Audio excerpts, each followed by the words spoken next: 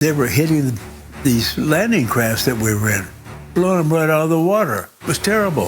When his craft landed, Don climbed over the side into the water, struggling to get to the beach under the weight of his 72-pound flamethrower. For the first time in his life, Don called out to God.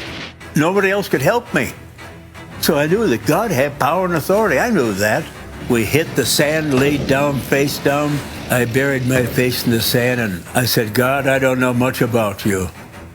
But if you're real, and you can do for me what people say you can do, and you get me off this island, I'll serve you the rest of my life. After 3 days of grueling, exhausting battle, they captured Mount Suribachi. Don remembers looking up from his position. There's the Old Glory waving away there. However, the battle for Iwo Jima was far from over. It would take 36 days for the Marines to take the small yet strategic island. The cost was heavy, and Don saw many of his friends killed or wounded in action. He became hardened, forgetting his promise to God. I made that pledge on the beach and never thought of it. Once I got off the beach, it was all over.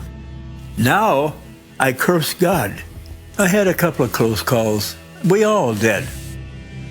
You couldn't help it. 22,000 Japanese, 65,000 of us. Killed 7,000 of us, wounded 20,000. Don wouldn't see combat for the rest of the war. Discharged soon after Japan's unconditional surrender, he went home to Detroit, where he met and married his wife, Rebecca. The combat veteran struggled to deal with life as a civilian.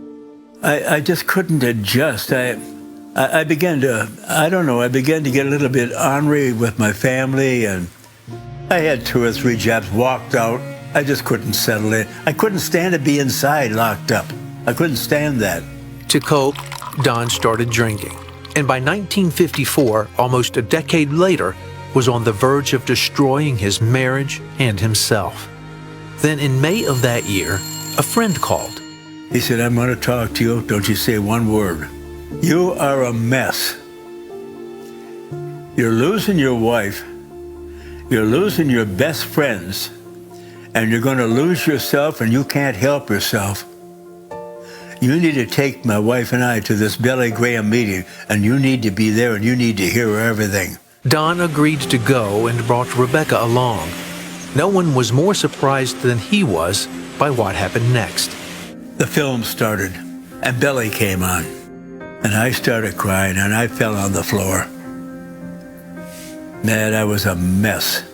Reverend Graham's message of repentance and salvation through Christ struck home. Afterwards, both Don and Rebecca went up to accept Jesus into their hearts. It completely changed their lives. I fell in love with the Bible. I just fell in love with that blessed book. He put me in the ministry for 32 years. Had a great time, and I worked hard. Don retired from preaching in 2007. Then, 9 years later, in 2016, he lost his beloved Rebecca. Today, at 97, he's still sharing the good news of Jesus and his love for America. For Don, love for God and love of country run deep. How do I feel about my country? I love it. I love it. I respect it because I understand it. I know the history of it. When I look at that flag of ours, you see those red stripes. That represents the blood that was shed for America and for that flag. That's what it represents to me. That's the most beautiful flag in the world.